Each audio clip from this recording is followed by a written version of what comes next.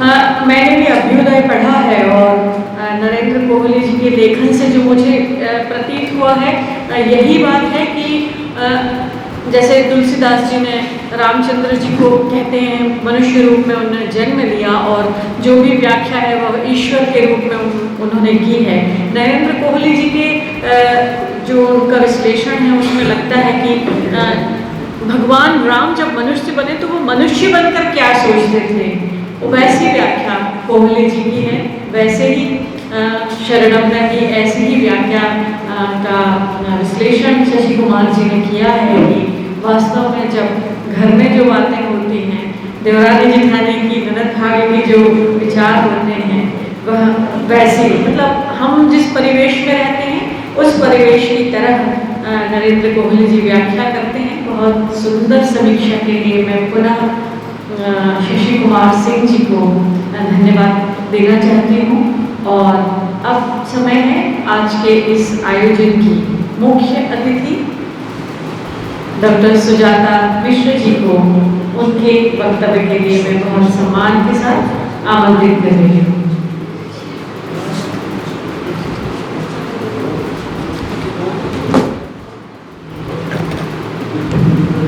बहुत बहुत धन्यवाद अंजना दीदी। सभागार में मौजूद सभी विद्वजनों के मेरा सादर प्रणाम। मैं यहाँ सबसे छोटी हूँ, सबसे ही कहूँ क्योंकि सभागार में जितने भी मौजूद जो लोग यहाँ मुझे दिख रहे हैं और सागर के साहित्य जगत में मैं भी युवा ही हूँ, तो मैं पहली बात तो स्वयं की पात्रता नहीं समझती थी कि मुझे बतौर मुख्य अतिथि यहाँ पे बुलाया जाए, क्योंकि साहित्य के क्षेत्र में अभी मैं शुरुआत ही कर रही हूँ, लिख ही रही हूँ, सीख ही रही हूँ।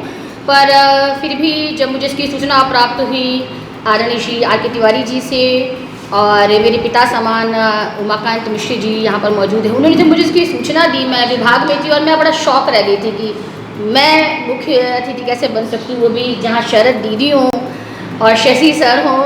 शशि सर हमारे संस्कृत विभाग के बहुत ही विद्वान प्राध्यापक हैं और विभाग में काफ़ी गतिविधियाँ करवाते रहते हैं। जब मैं BTRERT में पढ़ाती थी तब सर विश्वविद्यालय में पाठक मंच करवाते थे और मुझे वहाँ बतौर समीक्षक बुलाते थे। मुझे कभी धन्यवाद कहने का मौका नहीं मिला, आज मैं उन्हें धन्यवाद जरूर कहना चाहूँगी मुझे वो प्लेटफॉर्म देने के लिए। सर मैं आर के तिवारी जी का धन्यवाद करना चाहूँगी जी, उन्होंने मुझे इस योग्य समझा, पता नहीं क्यों समझा, बट मैं हृदय से आपका धन्यवाद करती हूँ। और सागर से हमारे देश को और सागर को पूरे देश में पहचान दिलाने वाली आदरणीय शरद दीदी यहाँ मौजूद हैं, उनसे बहुत कुछ सीखने को मिलता है। कितनी सरल है, कितनी सहज है, आज मैं उनके साथ मंच पे बैठी है, मेरे लिए निश्चित तौर पे गर्व का पल है। मैं उनका हृदय से आभार व्यक्त करती हूँ। आदरणीय अंजना दीदी जो हर तरह से जैसा लगता है ऐसे बड़ी बहन हो, हर जगह उपलब्ध हैं, हर जगह सहायता करती हैं। सुनीता मैम, चंचला दीदी, आप सबका हृदय से आभार कि आप लोगों ने मुझे यहाँ सुनने के लिए आप यहाँ पर आए। बहरहाल तो नरेंद्र कोहली जी के बारे में बात करते हैं। मैं भोपाल में मेरा उनसे कई बार मिलना हुआ था, मेरे पिताजी के मित्र थे आदरणीय नरेंद्र कोहली जी। दिल्ली विश्वविद्यालय मोतीलाल नेहरू कॉलेज में पढ़ाते थे और 10 वर्ष पूर्व भी उन्होंने रिटायरमेंट ले लिया था, क्योंकि वो विद्वान थे। उनका जो मुख्य रुचि का क्षेत्र था वो था लेखन, काफ़ी विद्वान लेखक थे। और भोपाल में कई बार मेरी उनसे मुलाकात हुई, जैसा उनका लेखन है वैसा ही धीर गंभीर उनका व्यक्तित्व भी था। बहुत ही सीरियस रहते थे और हमेशा पढ़ाई की ही बात करते थे। तो मेरे पिताजी उस वक्त भोपाल भारत भवन के ट्रस्टी सचिव थे, तो कई बार भोपाल में वो कई कार्यक्रम में बतौर वक्ता आते थे। उस वक्त मैंने उनसे कई बार मुझे बात करने का मौका मिला। मैं एक्चुअली महाभारत को पढ़ना चाहती थी, तो मैंने अपने प्रोफेसर से पूछा था कि महाभारत को कैसे पढ़ सकते हैं, क्योंकि बहुत विशद है, बहुत विस्तार में लिखा गया है। तो मुझे उन्होंने आइडिया दिया था कि आप महासमर को पढ़िए, 8 भागों में लिखा था महासमर, जो मैंने पढ़ा। और उसके बाद से कोहली जी मेरे एक पसंदीदा लेखक बन गए। उनका जो लेखन है वो आपको जीवन का एक नज़रिया देता है। हाँ, वो पौराणिक कथाओं से पात्रों को लेते हैं, चरित्रों को लेते हैं, लेकिन उसको वो वर्तमान से जोड़ते हुए चलते हैं, आज के संदर्भ से जोड़ते हुए चलते हैं, जीवन से जोड़ते हुए चलते हैं। तो उनका जो लेखन है वो खाली आपको महाभारत या रामायण की कहानी नहीं बताता, वो आपको जीवन का एक नज़रिया देता है, आपको चीज़ें समझने का एक नज़रिया देता है। यहाँ पे मैं धर्म शब्द के बारे में भी बात करना चाहूँगी। हमारे यहाँ पे धर्म को रिलीजन और मजहब का पर्यायवाची समझे जाने की एक भूल की जाती है। आधुनिक काल के बुद्धिजीवियों की ये देन है कि उन्होंने धर्म को रिलीजन और मजहब का हिंदी रूपांतरण बना दिया है। एक विचारधारा विशेष के लोग बड़े ही बेधड़की से बोल देते हैं कि धर्म अफीम है, ये मार्क्स ने कहा था।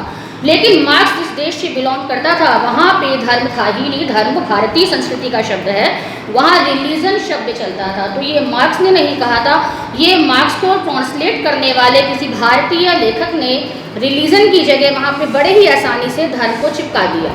तो बड़े ही आसानी से उन्होंने धर्म को चिपकाया, लेकिन वहाँ पे उनको पूरी तरह पता था कि वो क्या कर रहे थे। वो धर्म की जगह मजहब को नहीं लिख सकते थे, वो धर्म ही लिख रहे थे। यहाँ पे उसके बाद हमारे देश में एक ऐसी परंपरा चल पड़ी कि जब आप धर्म की बात करते हैं तो लोग उससे थोड़ा विचलित हो जाते हैं कि नहीं नहीं नहीं नहीं, ये बात नहीं करनी, ये सब बातें यहाँ पे नहीं होंगी। धर्म को अछूत बना दिया गया। धर्म पर बात करना, धर्म पर चिंतन करना एक तरह से आपको बिल्कुल अलग कर देता है, साहित्य जगत में आपको अछूत बना देता है। और वही अछूत बना दिया गया था कोहली जी को। कोहली जी को वैचारिक खेमा परस्ती के कारण अभी हाल ही में वर्तमान सरकार के काल में ही पद्म पुरस्कार दिया गया है, जबकि यह उनको बहुत पहले मिल जाना चाहिए था। उन्होंने हर विधा में लिखा है और उनका अध्ययन अत्यंत गंभीर है। जब मैंने महासमर को पढ़ा, आप सबको महाभारत की कहानी केवल कौरव पांडवों की लड़ाई तक लगती है, द्रौपदी के चीर हरण तक लगती है, लेकिन महाभारत को जब आप पढ़ते हैं तो आपको उसमें जीवन दिखता है। आपको दिखता है कि हर क्रिया के पीछे एक कारण होता है, हर क्रिया की एक प्रतिक्रिया होती है। आपको ये समझ में आता है, क्रिया की प्रतिक्रिया होगी। कर्म की व्याख्या बड़ी ही आसानी से हमारे यहाँ कर दी जाती है। गीता की व्याख्या तो आपको हर मंदिर में स्टिकर के रूप में लगी मिल जाएगी, कर्म करो फल की चिंता मत करो, ऐसा कहीं गीता में नहीं लिखा। गीता ये बोलती है कर्म पर आपका अधिकार है, फल पर आपका अधिकार नहीं है। चिंता करने की वहाँ बात नहीं है, वहाँ आपका अधिकार नहीं है। फल क्या होगा ये आप नहीं कह सकते। तो जो गीता की शुरुआत है जो वो विषाद योग से, क्योंकि अर्जुन डिप्रेशन में है, वो विषाद में है, उसके लिए बड़ा शॉकिंग है कि सामने उसके परिवार के लोग खड़े हैं और वो उनसे कैसे युद्ध लड़े, क्योंकि वो तो यही मान रहा है कि ये मेरे बड़े पिताजी हैं, ये मेरे चाचा के बेटे हैं, मेरे मामा खड़े हैं, सब लोग खड़े हैं, मैं इनसे जमीन के लिए युद्ध कैसे लड़ूं। और युधिष्ठिर ने युद्ध के लिए मना भी कर दिया था, लेकिन उनकी माँ ने जब कहा कि ये तुम्हें लड़ना है तो उन्होंने माँ की आज्ञा मानते हुए युद्ध का फैसला लिया। तो उनके लिए यह धर्म युद्ध ही था।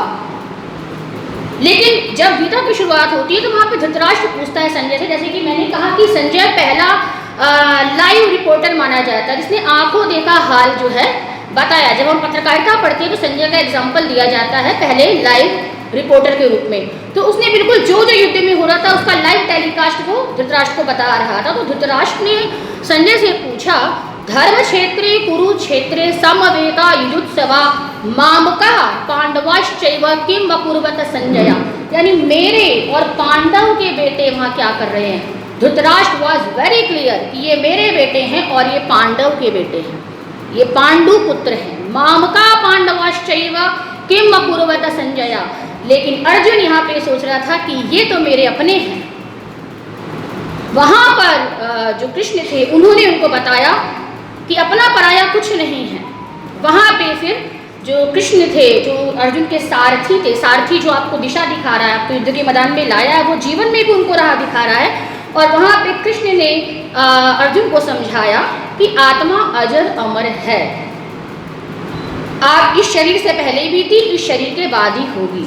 यानी मोह इस बॉडी का है, दैट्स द ट्रूथ। जितनी भी रिलेशन है वो बॉडी से है। अगले जन्म में आप क्या होंगे यू नेवर नो। तो यहाँ पे ये बात जो अर्जुन को कृष्ण ने बात समझाई। आजकल ऐसे बहुत से राइटर आपको मिलेंगे, अंग्रेजी में, हिंदी में मोटिवेशनल स्पीकर मिलेंगे आपको, जो गीता को आधार बना के लिखते हैं। लेकिन क्योंकि आम लोग गीता को नहीं पढ़ते हैं तो उनको लगता है कि वो बहुत अच्छा लिख रहे हैं, लेकिन उन सब ने मूल रूप से गीता को फॉलो किया है। अब शरणम मैंने नहीं पढ़ा है, और शरणम की इतनी अच्छी सर ने यहाँ पे समीक्षा की है, इतनी विस्तृत समीक्षा की है, तो पढ़ना पड़ेगा। सर बहुत अच्छे समीक्षक हैं और बहुत अच्छे से उन्होंने पूरे विस्तार से शरणम के बारे में यहाँ पे बताया। तो शरणम मुझे पढ़ना पड़ेगा, क्योंकि नरेंद्र कोहली मेरे मनपसंद लेखक हैं और इन विषयों पर क्योंकि लिखना जरूरी है। आप आम तौर पे हम देखते हैं किस तरह से हमारे सिनेमा में, हमारे साहित्य में धर्म का मजाक बना दिया जाता है। तो ऐसे राइटर्स की हमको ज़रूरत है जो धर्म की सही व्याख्या करें, उसको जीवन से जोड़ के दिखाएं कि धर्म कोई अछूत चीज़ें नहीं है, पूजा पाठ करना धर्म नहीं है, वो कर्मकांड है। यहाँ पे गीता में एक जगह कृष्ण भी अर्जुन को ये बात बोलते हैं, कई लोग उसी में उलझे रहते हैं, उस कर्मकांड को ही वो धर्म मानते हैं। और अधिकांश महिलाएं तो खासतौर से उसी में डूबी रहती हैं, फला व्रत कर लेंगे, फला पूजा कर लेंगे। तो धर्म के वास्तविक स्वरूप को भी बहुत लोग नहीं जानते, वो कर्मकांड का स्वरूप है। लेकिन धर्म हर व्यक्ति का अलग है, इसलिए हमारे यहाँ कहा जाता है कि यह मेरी धर्म पत्नी है। यहाँ महाभारत को कहा गया था कि महाभारत धर्म युद्ध था, वो हिंदुओं के बीच था, एक ही परिवार के दो लोगों के बीच था, तो उसमें अलग धर्म कहाँ से आ गया। यानी धर्म का वास्तविक स्वरूप है अपना कर्तव्य, अपने स्वरूप को पहचान के। शिक्षक का धर्म अलग होता है, पत्नी का धर्म अलग होता है, छात्र का धर्म अलग होता है, सूरज का धर्म अलग है, सबका धर्म अलग है। लेकिन आधुनिक बुद्धिजीवियों ने धर्म को रिलीजन का पर्यायवाची बना दिया। इसलिए नरेंद्र कोहली जैसे राइटर्स की हमको ज़रूरत है। उन्होंने रिटायरमेंट जब ली तो लोगों ने उनका मजाक बनाया था कि 10 साल पहले ही उन्होंने जॉब छोड़ दी, लेकिन उनको अपना पर्पस पता था कि मैं क्या करना चाहता हूँ। और उन्होंने बहुत गंभीर अध्ययन किया तमाम विषयों का और उसको आधुनिक संदर्भों से जोड़ते हुए वो चले। मैं अवश्य ये किताब खरीद के पढ़ूंगी, 350 रुपये की है और मैं खरीद के पढ़ूंगी। और बहुत ही अच्छा लगा आज का कार्यक्रम, आप लोगों ने यहाँ मुझे बुलाया, मुझे मौका दिया, आप सबका हृदय से आभार, धन्यवाद। मेरा आप सभी से प्रश्न है कि जब हमारे कार्यक्रम की मुख्य अतिथि डॉक्टर सुजाता मिश्र ने बोलना शुरू किया था तो इस बात पर उन्होंने आश्चर्य व्यक्त किया था कि उनको मुख्य अतिथि आर के तिवारी जी क्यों बना रहे हैं।